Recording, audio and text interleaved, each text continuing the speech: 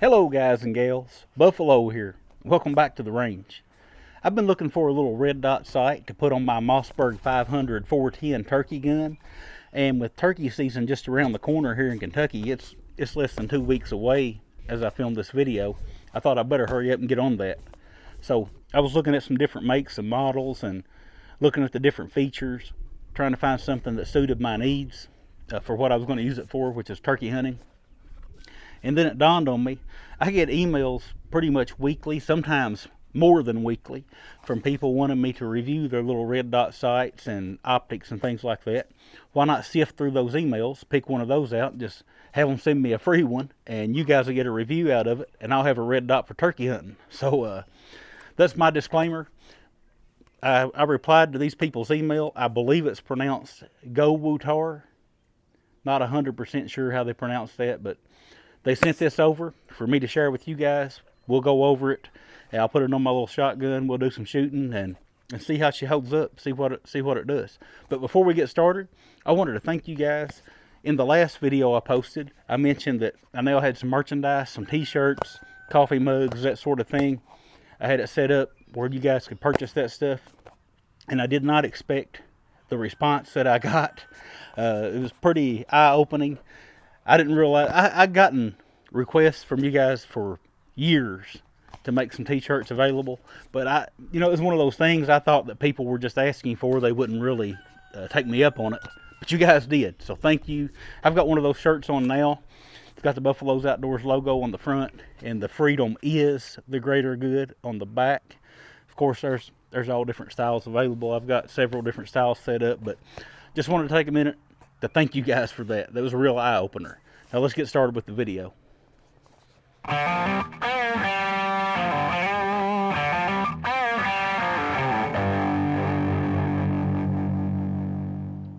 Okay, so here's a quick look at the box. I don't like unboxing videos personally. I'm going to make this quick as possible. We'll get this thing out of the box and look at it real quick and then move on. But I did want you guys to see how it's packaged and how it comes to you. Of course, again, there's that GOWUTAR. I had never heard of that brand. This is the first time I've ever heard of it. It's the A20. Now, I got to looking around, and they make several different models of these red dot sights with different footprints and things like that. But this is the A20, a micro red dot sight. You can see, you probably can't read that. That's pretty poorly printed, but it says A20 Shake Awake and with Picatinny mount. Made in China, of course, like so many red dots and things are. Here again we see Shake Awake design, and this one is for the RMR footprint. It does come with the Picatinny mount, but if you don't want to use the Picatinny mount and you have something that is cut for the RMR footprint, or you have an adapter plate for the RMR footprint, you can just direct mount it. 1 MOA per click, windage and elevation adjustment, 70-75 aluminum construction, 10 brightness settings, 8 for daytime use, 2 for night vision, and waterproof, shockproof, fogproof. So that's about all there is to see on the outside of the box. We'll go ahead and open it up, and I have already opened this, but I packaged it back pretty much like it was, so you guys can see there's a desiccant pack. Here's our actual unit. Has a dust cover on it, and this thing looks pretty well made. I was impressed with the construction right out of the box. Of course, battery cover you can get to on the top without having to remove the dot like with some of them. Here's that Picatinny mount that I was talking about. I won't be using that today, so I'll have to remove these 2 screws to take that mount off. I'm going to use a different mount. There's your elevation, and there's your windage. We'll mess around with that later. Comes with your tools for adjusting your elevation and windage, and mounting, and getting into your battery cover.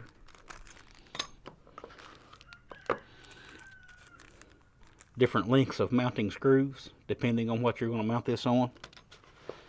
Comes with your battery. Now this is a 1632 battery. Most of my other red dots of this style take the 2032.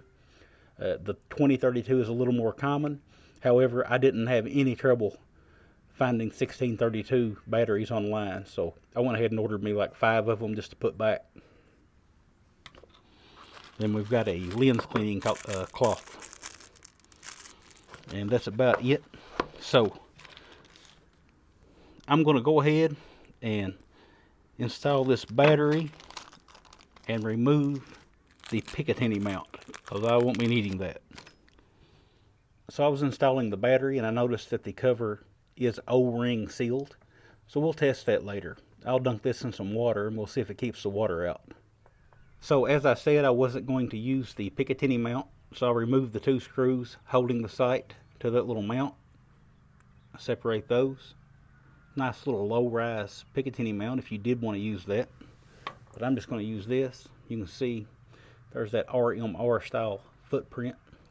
Now, my Mossberg 500 410 turkey gun was made before they started putting the optic mount cut in the receiver. It only has the drilled and tapped receiver, so I needed a adapter plate to mount this red dot. I bought the True Glow RMR mount adapter plate receiver mount. You want to make sure your stuff is compatible when you're buying stuff like this. So again, that red dot sight uses the RMR style footprint, so that's the mount that I needed. Here's a look at that, and I'll try to link this stuff in the description if it's stuff that somebody else there is looking for. This was about 50 bucks for this mount, but it's a really good mount. Here's a look at it. You can see that footprint matches my red dot. I've already got it mounted to the 2 drilled and tapped holes forward. Now, if you prefer it back, you can use the drilled and tapped holes at the rear of the receiver. I wanted it slightly forward, and we'll just pop this on here and show you what that looks like. I don't have it screwed on there or anything, but you can see it helps keep the red dot low on the receiver. It's not as low as if it had the factory cut, but it is lower than if I had used a Picatinny rail and then the Picatinny adapter that would have set it up pretty high. But this keeps it low to the receiver the way I like it. But before I install the screws, there's some other stuff I want to look at. So let's get a weight on this little doodad. Now this is with the bare unit, with the battery included. Looks like about 1.44 ounces, or 40.9 grams for you drug dealers out there. So this thing has a 2 MOA size dot, and you turn it on by pressing the up arrow button, and to turn it off you hold the down arrow button for 3 seconds. So I'll demonstrate that if I can. So there's on. Can't see that very well through the camera. Let's crank it up. Now you have 10 settings. There's the highest, and this dot won't look the same through the camera as it does to my eye. This dot looks really big through the camera, but it does appear to be a 2 MOA dot to my eyeball. And then of course you can turn your settings down with the down arrow. I'm going to leave it turned up, and then I'm going to hold the down arrow for 3 seconds to turn it off. There it went. It wasn't even quite 3 seconds. So when you've got this thing powered on, it does automatically go into shake awake mode, meaning that if it doesn't sense any motion for about 4 minutes, it'll put itself to sleep. This is to conserve battery life, and they do advertise the battery life as up to 50,000 hours, depending on what setting you're using. Of course, there's no way that I can test that in this initial video. I don't have the time to do a 50,000 hour battery test. So I'm going to let this thing put itself to sleep. I'm not going to make you guys sit through the whole 4 minutes, but I'm going to let it go to sleep, and then we'll see how sensitive it is to wake it up.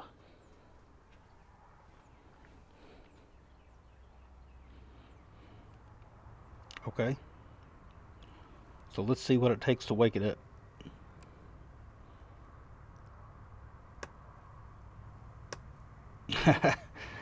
Not much. It woke up right away as soon as I touched it. So I'm okay with that. You know, if I'm out there turkey hunting and this thing falls asleep, the slightest movement and it's going to wake it right back up. Unlike me, I'll probably get more sleep than this red dot does while I'm out in the woods. Now this is not meant to be a torture test video, but I do want to make sure that this sight can handle a day in the woods with me. So let's drop it in this bucket of water, and I'll leave it there for about 30 minutes and come back and see if it's still working. All right, so I went a little longer than I thought. It's actually been about 45 minutes. Let's see if this thing still works.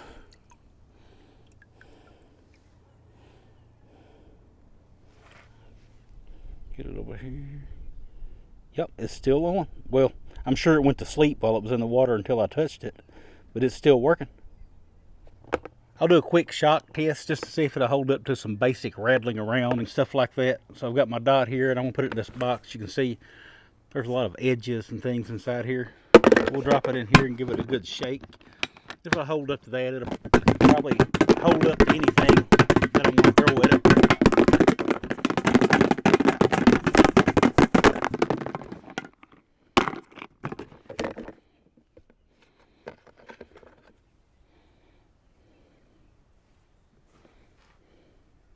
It is still on.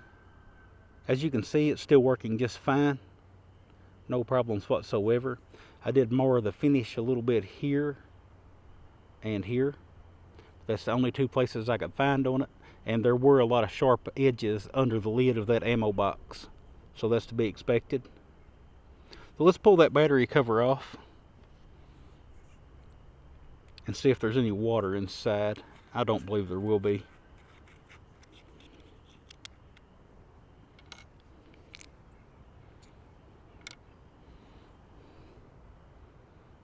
Looks nice and dry. Pop it out, look under it. Hopefully I don't lose that. Again, looks nice and dry. I didn't think there would be any water in there, but just wanted to make sure. So this tells me that this little dot is going to hold up to some abuse, you know, that I might put it through. Now obviously I wasn't trying to kill the dot. If I were trying to kill it, it would be dead. I just wanted to see how it would hold up under some normal but rough conditions. So at this point, I think I'm ready to mount it to my shotgun and get it zeroed in. So that's what we're going to do next.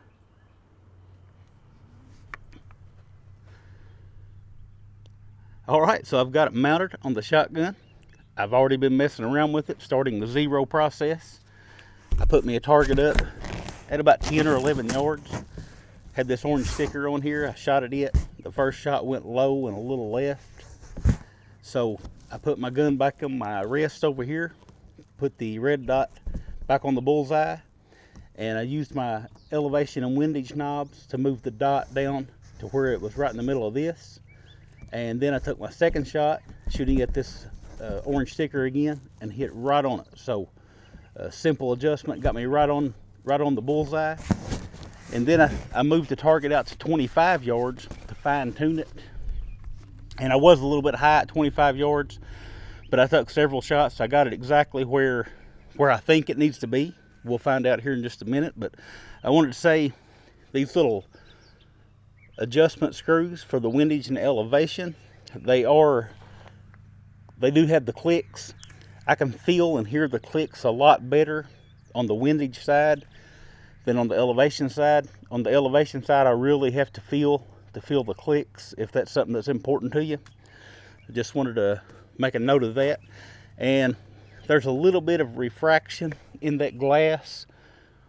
I shoot with both eyes open, and I can tell just a little bit of shift between my naked eye and my right eye that I'm looking through the glass with. But it's nothing major. I'm liking it. So what I'm going to do now is I'm going to set a turkey target up at 35 yards and shoot one of my turkey loads through it and see if I'm zeroed. Hopefully I just need the one shot to verify that I'm zeroed. If I'm not zeroed, we'll move the dot around and get it where it needs to be. So let's do that. Alright, this is a 3-inch shell with 7/8 ounce of TSS number 10 shot. And this is from Salt Creek Ammo.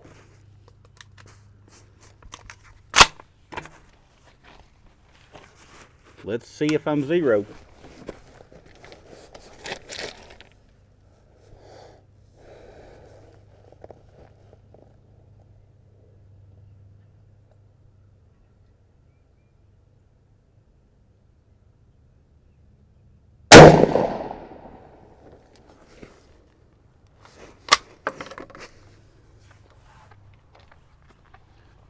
All right, so certainly a dead turkey. You can see these targets have a 5-inch ring and a 10-inch ring. When I'm using these targets, I usually aim for the middle of the 5-inch ring. That way I can use these rings to help me tell if I'm centered or not. When I'm in the woods turkey hunting, I'll aim at the base of the skull, or where I think the base of the skull is when I'm looking at the turkey. But with these targets, I typically aim a little lower. And with that being said, I believe I am zeroed. It looks pretty even across the paper. If we look at the back of the target, the shot looks pretty even between the support posts. These targets with this white backer board on them are easier to see from the back side than they are the front side, the way those pellets tear out. But that's it. I believe I'm zeroed. All right, that TSS stuff is expensive. I've just got some 2.5-inch Top Gun target loads in here now.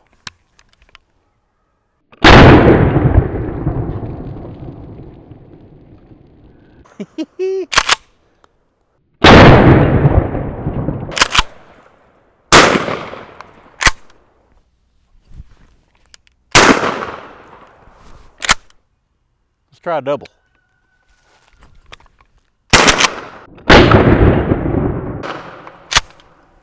And I might as well try 3.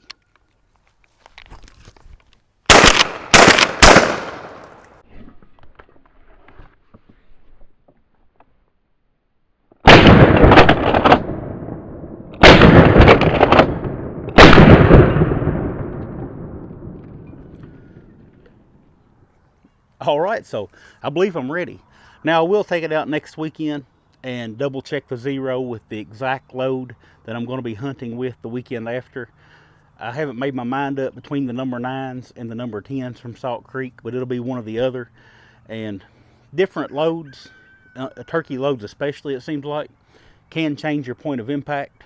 So it's good to always pattern with and sight in with the exact load that you're going to be using.